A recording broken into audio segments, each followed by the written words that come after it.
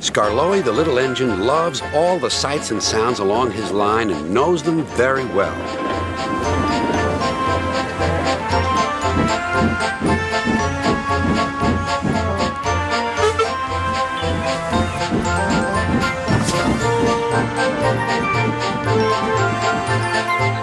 One morning, soon after he returned from being mended, he was enjoying his journey more than ever before.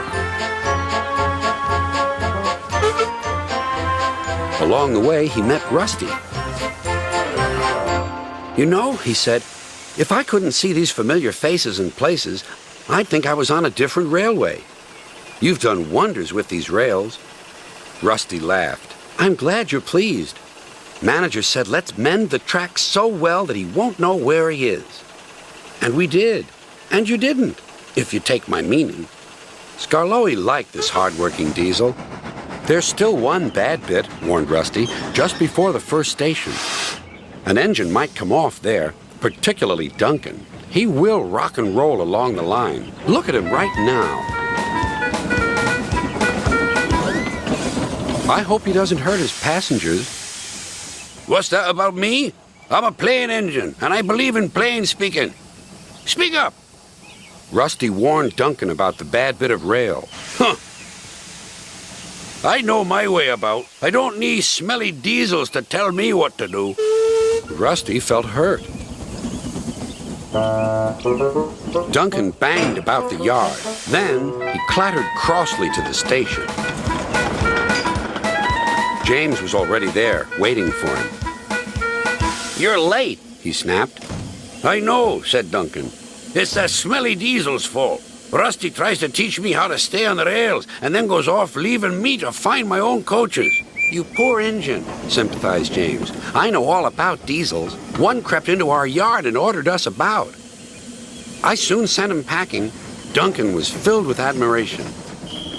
He didn't know that James was boastful and sometimes didn't tell the truth. "Send Rusty packing! Send Rusty packing!" snorted Duncan. He climbed the hill furiously. "Well done, boy," encouraged his driver. "Keep it up." Soon they were near the first station. Duncan was pleased. Nothing's happened, silly old diesel. Clever me." And he rocked and rolled along the line. "Steady, boy," checked his driver. But it was too late. "Sleepers and ballast, I'm off." And he was. "I warned him," said Rusty. "But all he did was call me names." The little diesel refused to move. "I'm ashamed of you, Rusty," said Skarloey. "Think of the passengers. What are they going to do?" "Oh, I'd forgotten them. Yes, of course. We must help the passengers." And Rusty roared into life.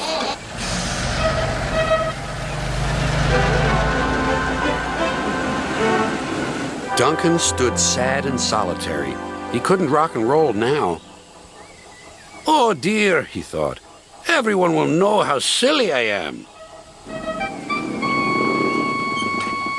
The passengers had to get out and help, too. They weren't very pleased about that, but worked as hard as they could.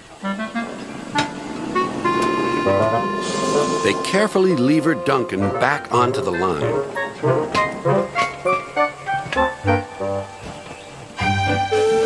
After that, Duncan was extra careful all day.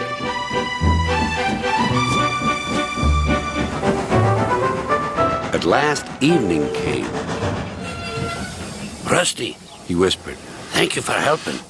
I'm sorry I was rude to you." "That's all right, Duncan." "I wish all diesels were like you. Let's be friends." "Suits me," replied Rusty. "We'll mend that bad bit of rail first thing tomorrow."